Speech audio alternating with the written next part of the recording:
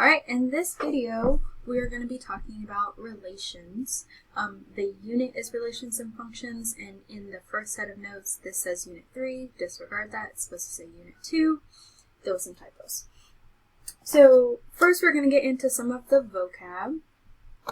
And I already have these in the answer key, so I'm going to just be going back and forth between those. And blank is a set of numbers or coordinates written in the form in parentheses x comma y.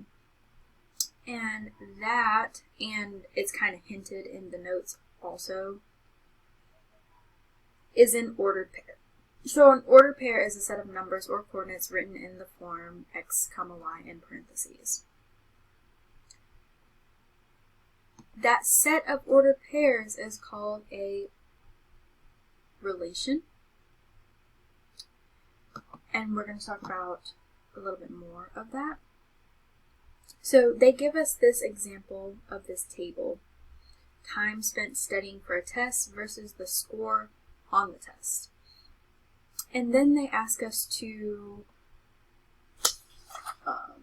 describe the numbers on the left side of the table and the right side of the table. I'm looking back at the notes. So you may know some of these. Some of these may look a little bit new to you, but we're going to talk about them. So words to describe the left. Let's see if I can do this one at a time.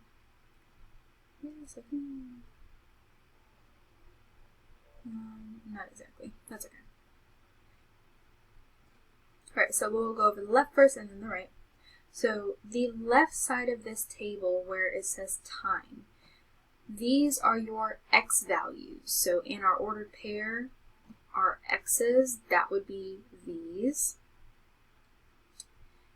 It's also described as the input. That's usually with functions, and we'll talk about that here in a bit. The x values are also known as independent variables, which means it can stand alone. It doesn't depend on anything. And then the words to describe the right side, excuse this again, sorry. So if these are the x values, the left side, then this right side is the y values. They're also known as the output, or the opposite of the input. And they're known as the dependent variable. They depend on the independent variable, or the y's depend on whatever x is. So if we go back and look at this table, time spent studying for a test versus the score. The score on the test depends on how much time was spent studying. How much time was spent studying is a standalone factor or variable. This time it's not affected by anything. It does affect the score on the test though. So before we get into the rest of those, I just want to talk about independent and dependent variables some more. So here are some examples on Khan Academy. All right, you're buying a new internet service. I'm sorry, this is really small. I can't see.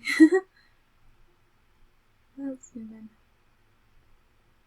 There we go. All right, you're buying a new internet service. The service costs $75 per month.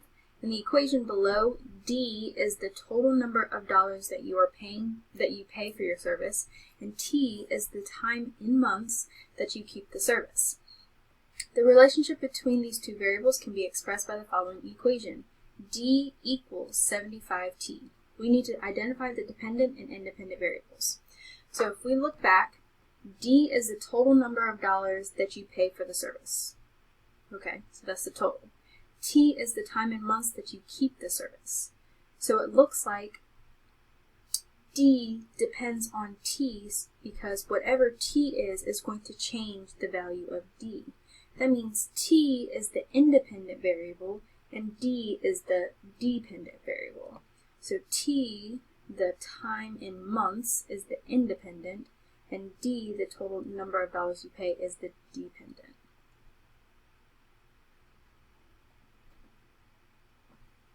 Similar question. You have to set a goal to drink more water every day. That's currently me. Your water bottle holds 0.5 liters of water, And the equation below, B is the number of times you drink all the water in your bottle, and L is the number of liters of water you drink. And then the relationship is shown below. L equals 0.5B. So again, it looks like L depends on B because the value of L is going to change depending on what B is. So the number of times you drink all the water in your bottle, B, is the independent variable, and the number of liters of water you drink is the dependent variable. Right? You're going running. For every mile you run, you burn 100 calories. In the equation below, M represents the number of miles you run, and C represents the number of calories you burn. So if you run more miles, you're going to burn more calories. So the number of calories you burn depends on the number of miles you run. So C, or the number of calories you burn, is the dependent variable, and the number of miles you run, M, is the independent variable. Last one. You are walking directly away from your house. You are 5 miles away from your house when you start walking. So you can determine your distance from your house by adding 5 to the number of miles you have walked. In the equation below, X represents the number of miles you have walked, and Y represents your distance from home in miles. Now this equation kind of cheats because we know already that the X value is the independent variable and the Y value is the dependent variable. But I can look and see that the more miles I walk, the further I am away from my house. So X, the number of miles I walk, is the independent variable, and Y, the number of miles in distance from our house, is the dependent variable. Right, so that's just to show you some independent versus dependent variables. Now to go back to the notes, the first set of numbers in the ordered pair, so that's going back to the x's or the set of x's, that is our domain. So the domain refers to all of the x's, or all of the first set of numbers in the ordered pair. I do want to say one thing about these, because tables could switch. The time could have been on this side, but it's really whichever of these two was the independent variable. Time can't be changed. The score can be changed based on the time. So the time had to be independent. The score had to be dependent, no matter where it is. Also, sometimes tables are horizontal instead of vertical, so that could change as well. Right? The second set of numbers in the ordered pairs, or all the y's, refers to the range. So those are vocab terms that we're going to be using here in the next lesson, along with this one. And then in this last one, a blank illustrates how each element of the domain is paired with an element in the range. And this is called a mapping. And we're going to see here in on the next page what exactly a mapping entails. So in this, you can see that there are 4 different ways to represent a relation. Now, in the beginning, we talked about just ordered pairs being a relation, but there are 3 other ways. So ordered pairs, I could list this table in a set of ordered pairs. I'm going to go ahead and do that.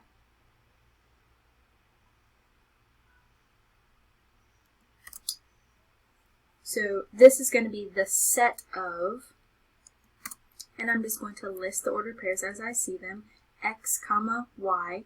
And we'll talk about this f of x here in a bit, but it's going to be similar to y. So 0, 3. I didn't realize how big this was, that's okay. 5, 1, 3, -6. -7, -3, and -4, 5. So this is the set of ordered pairs. These curly brackets mean the set of, and then I have all my ordered pairs listed out. So they could be represented in ordered pairs. They could be represented in a table. Now, usually in tables, like that you'll find on your calculator or in Desmos, your X values will be least to greatest. But if it's a data table, that may not be the case. So in this table, it's not least to greatest, but when we make tables, they are going to be least to greatest for our X values. Just keeping that in mind.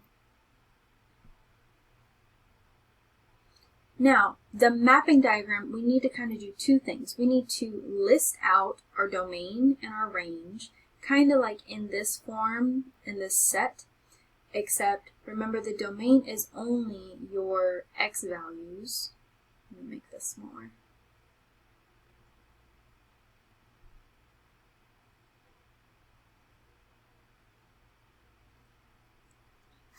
And when we make this list of domain values or our X values, this has to be least to greatest. So you can look at your table or look at your order pairs and see what of these are least to greatest. I'm sorry, what values are there and order them from, least to greatest. So the lowest number in my X's is -7, and then I have -4, 0, 3, and 5. So I have the set of these domain values, the curly brackets with our numbers least to greatest. And then I'm going to go ahead and put our range values. So if our domain is our X's, our range is our Y's. This also has to be from least to greatest. And again, you can look at the tables or the ordered pairs. Our lowest value for our Y's is -6. And then we have -3, 1, 3, 5. Right? The biggest thing about this mapping piece, this listing out the domain and range, and when we get to the mapping part, is that numbers cannot repeat. So if we had 2 -7s or 2 -6s or whatever the number, we could only put that number or value once. Now the mapping would show that there are multiple, but in this list we can only have them once. Okay. Then we need to put these numbers exactly how they're listed, but vertically now. So for our domain, I need to go ahead and put in -7, -4, 0, 3, and 5. And then for our Y's, put in -6, -3, 1, 3, and 5. Now the mapping part of this, I'm going to do this in different colors, but sorry, I lost my train of thought. You are mapping the numbers to one another. So -7, well, I have to go back to either my table or my order pairs. When X was -7, Y was -3. So I'm going to start at -7 for my X's. Oops, too far. And I'm going to find -3 in my Y's. And then I'm going to keep doing that. So when X is -4, Y is 5. And the different colors are not necessary. I'm going to be using different colors just to show you the differences here in a bit. When X is 0, Y is 3. Oops. There we go. I almost put it at -3. When X is 3, Y is -6.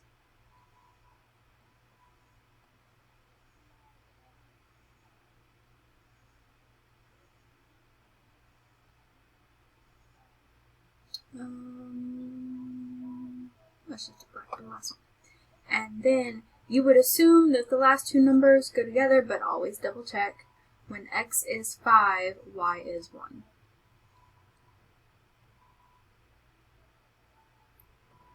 So that is how you show a mapping diagram of your domain and range. List them least to greatest, all of your x's, all of your y's. Don't repeat any number, and then map the numbers to one another. The graphing piece, you just have to plot the ordered pairs. I'm going to actually go back to my answer key for this one.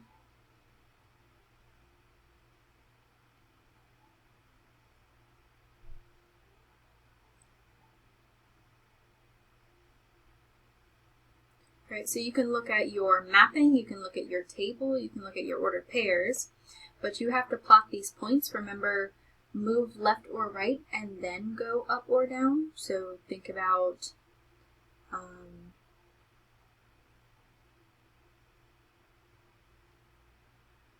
sitting, well, that was going to be a bad example. I was going to say walk to a chair and sit, but you could be by the chair anyway. So that was going to be a bad example. But always go left or right first and then go up or down.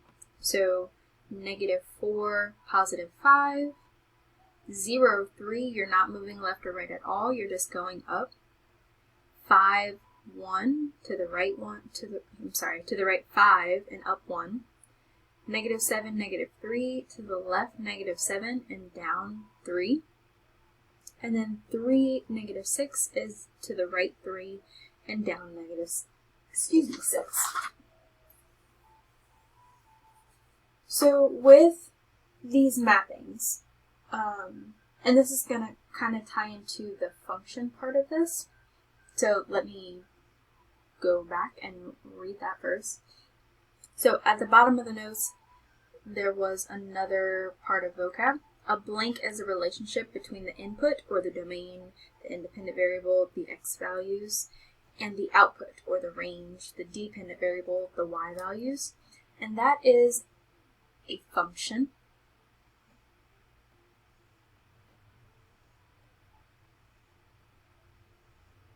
So in a function, there's only exactly one output for each input.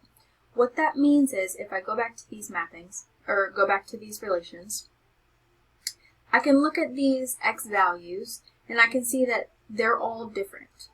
Each x value has exactly one y value, or each input has exactly one output, and I can say that this is a function. Now, because all of these are exactly the same, I can say that these are all functions. This is a function, this is a function, this is a function, this is a function, because none of these x values repeat. If I go back to the very first example, the table we have different x values that each have their own y value. So none of the x values repeat or have more than one y value. Each input only has one output. And we're going to see some examples where that is not the case.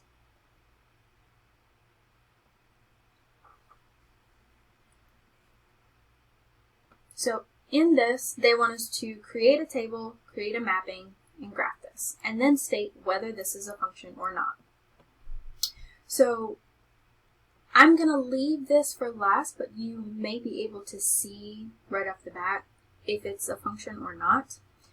One thing I do want to say is that different x values can have the same y value, just the same x value can't have two different y values. So let's see what I mean here in a second. So I'm going to go ahead and make my list of domain and range. That's not what I need to click on.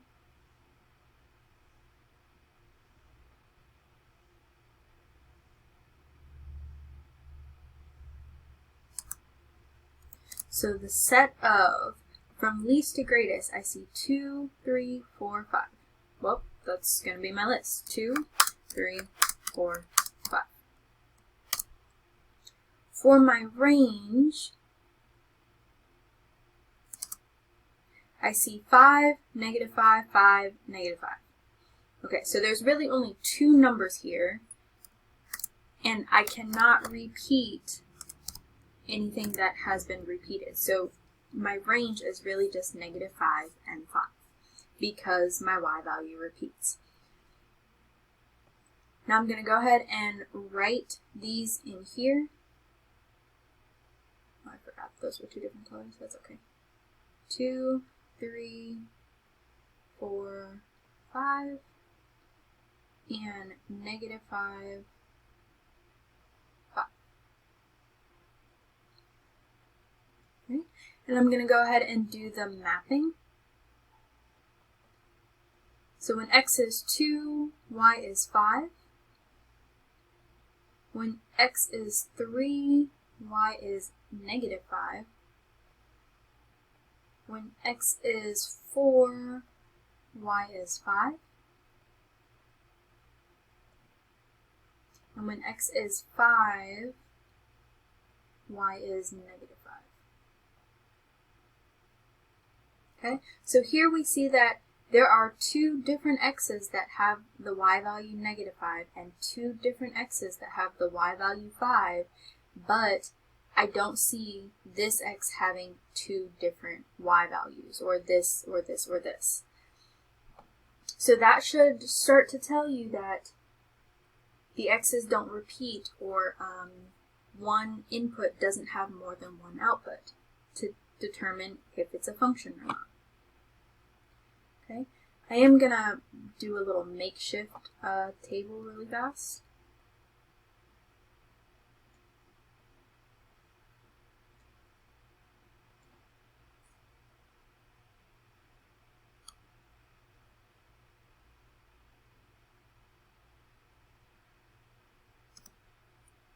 Okay, so my x's, like I said before, I'm going to put this in alphabetical, I don't know why I said that, numeric order from least to greatest. That's what I meant to say. Ooh, that line was not straight.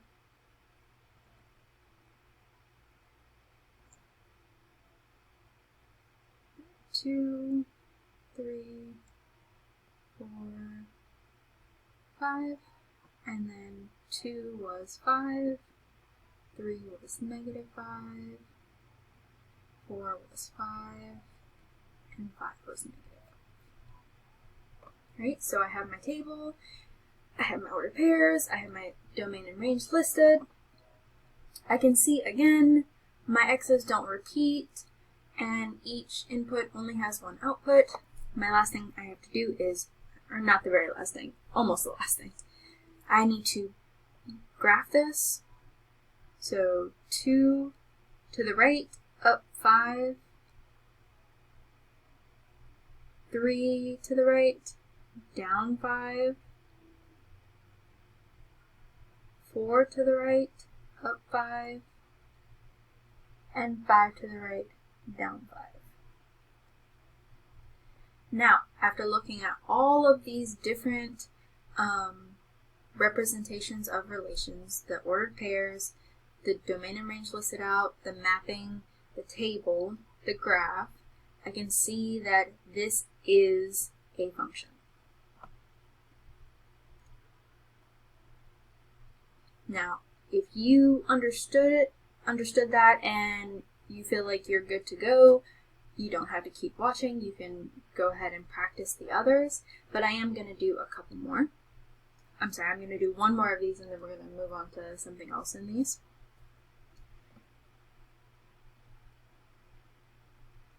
For example 2, I'm going to go ahead and start off by listing out our domain. So I see I have 5, 0, 5, 1. So 5 repeats. Now I'm not going to say that means it's a function or it's not a function just yet. Domain. So from least to greatest, 5, 0, 5, 1. That would be 0, 1, and then I'd only put 1, 5. That was really spaced out.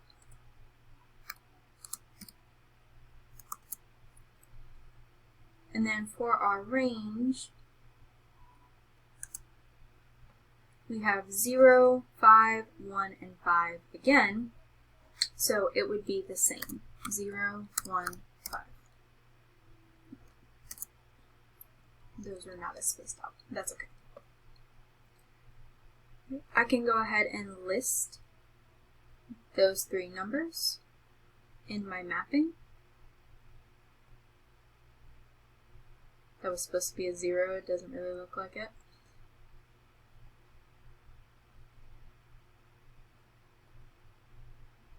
And go ahead and map these numbers to one another. So when x is, I'm just going to go down the list, when x is 0, y is 5.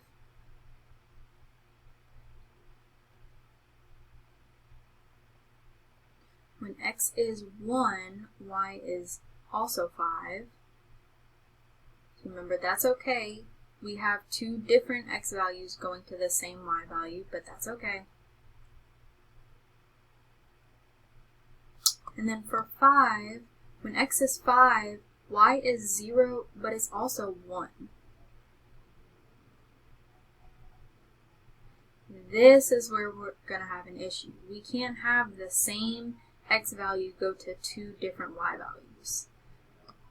So that means something's not right there. It's probably not going to be a function. And we can keep going to make sure, but just from this I can see it's not going to be a function.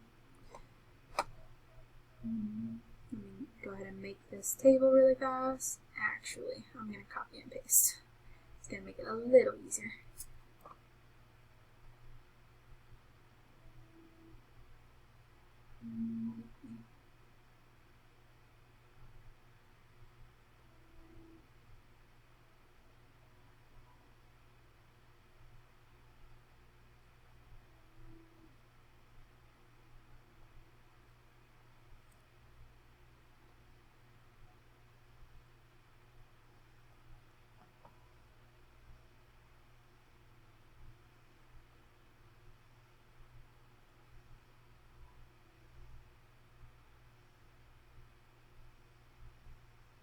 Okay. Alright, so least to greatest. Now, in the table, you can put them repeating, just not in the mapping, not in the domain and range listed. So I can put 0, 1, 5, 5. When x is 0, y is 5. When x is 1, y is also 5. When x is 5, it's 0 and 1. So here again, we see that we have the same x going to two different y's.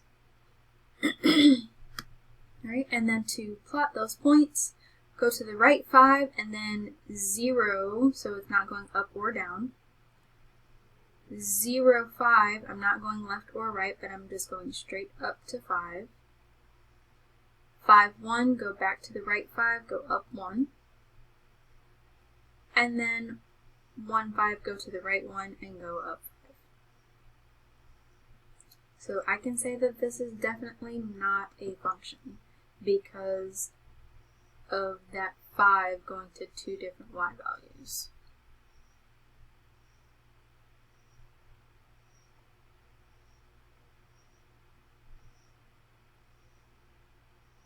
Okay.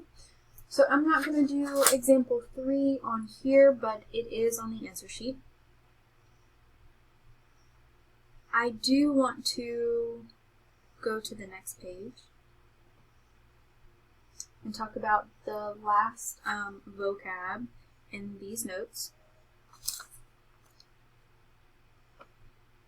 Right? And you can probably guess what this is because it's in blue. But the vertical, these spaces are really spaced out.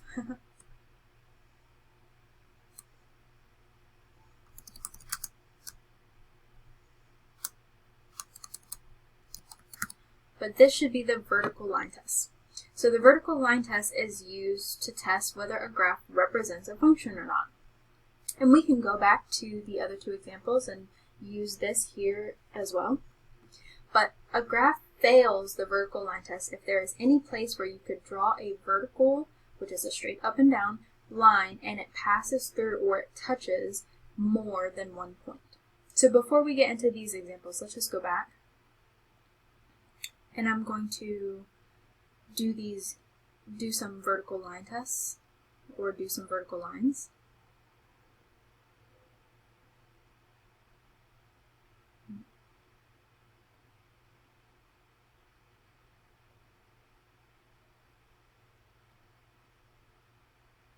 Okay, so here I'm going to make a vertical line, hopefully as straight as I can, at each of these points.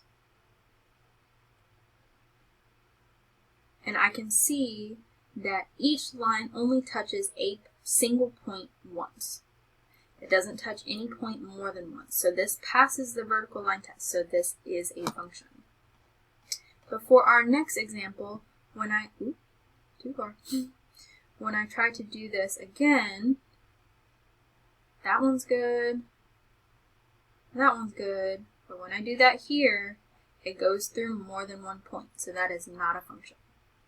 So that is another way to determine that something is not a function. If it has repeating x's, or it has the same x more than once and with two different y's, it's not a function, and you can see that in the table, in the ordered pairs, in the mapping. But also on the graph, if you can draw a vertical line and it touches more than one point, it is not a function. So let's just test out some. If I start drawing vertical lines, is this one going to be a function? That one's a little off. It should be directly through the point, but that's okay. It looks like yes. So for each line I drew, it only touched one point. So this is a function. What about this next one? That one was supposed to go through the point. It was a little off. That's okay. So far, so good. Oh, and then we have this one. This one was not a function. Or this one makes it not a function because it passes through more than one point. I'm going to actually make this red to show you that's where we went wrong. So this one is not a function.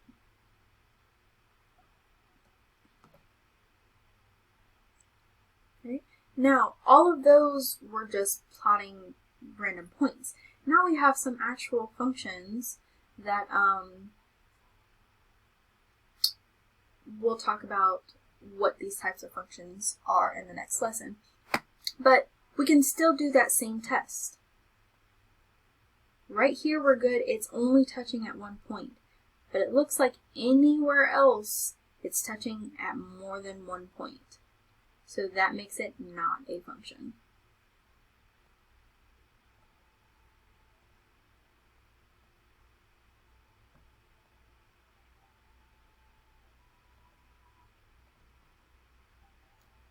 Okay. What about this one? It looks like for these lines it's only going to touch at one point. And I could do smaller lines, but it looks like no matter where I go, it's only going to touch it at one point. So I can say that this one is a function.